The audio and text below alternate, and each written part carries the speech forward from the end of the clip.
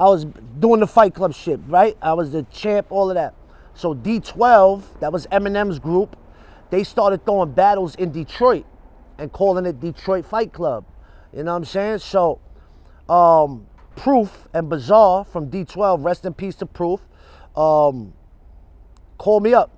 And bro, at that time, this is when they first came out. This is Eminem's group. They was platinum, all that. I was like, yo, you know that these guys are I was like ecstatic that real rappers was called. Yo, I would stay on the phone with Proof for hours. Like he would just talk, he was the realest, like cool individual. Every time I went to Detroit, held me down like official. Like when you was with him, you was good money. So this particular time, they was like, yo, we setting up a battle for this specific date. I was like, all right, bet. I guess the real Fight Club dudes found out and called me up and was like, yo, don't go over there. We're going to pay you $1,000 to not go over there. So I was like, all right. I rented a van, told all my peoples, and before we left to Detroit, I stopped by the Fight Club. Was like, yeah, I'm not going. Let me get that bread. They shorted me. They gave me like $800 or whatever. They shorted me like $200. I went. This was like in the early 2000s.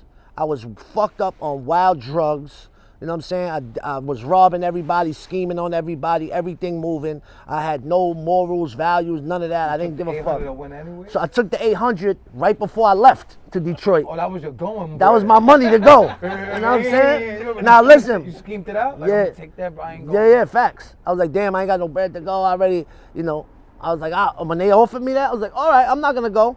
I'm gonna stop by tomorrow morning and come get it. If they gave you a rack, you did not win. Nah, I still would've went. You know what I'm saying? Oh, they shorted your Detroit bread. Yeah, but they was fixing battles anyway, you know what I'm saying? Like they was doing me dirty, but I feel like they started doing me dirty, especially after that point when they seen that I actually went to Detroit.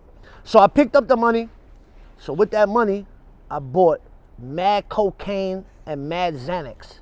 So it's an 8-hour ride from New York to Detroit.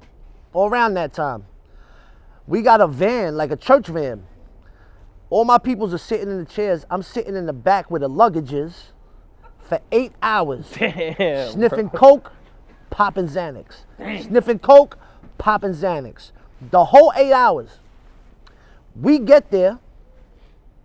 I don't remember nothing else from the 3 days we were there. I met Alchemist. Shit. I met Razcast. Years later, when I met them again, I was like, yo, pleasure meeting you guys. Yo, Alchemist, you my favorite. He was like, bro, we was hanging out in Detroit. I was like, oh, yeah, I remember. Blur, right? Yo, not a blur. Gone. No memory. Gone. At all. He even forgot his raps for the battle. Only thing I do remember is, as soon as we get to the hotel, I just pass out from that. I stay sleeping the whole 3 days. Only remember one thing. Us going to eat. I'm in IHOP, we're all eating. I order mad pancakes and all of that.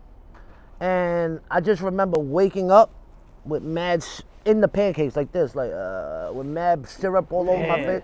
I was with my rapper friends, but what could you do? They can't do nothing. They can't make me, I passed out in the fucking thing. From my man Dayton tells me, yo, we went into a 7-Eleven, you ordered like $70 worth of shit, put it on the counter, and forgot that you got it and just walked back in the van. And I was like, all right. So I don't remember any of this.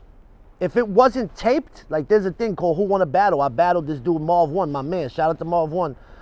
I wouldn't have remembered that I did that shit. They woke me up, like kind of like Weekend at Bernie's me to the battle. I battled one of my most classic battles. I bodied it. You know Don't even remember that shit at all. Don't remember none of it. That's crazy. Left and came and was passed out in the van. I remember just waking up back home and not even remember I went to Detroit. Don't ever disrespect me. Ever disrespect me. Pussy, don't ever disrespect me, you heard?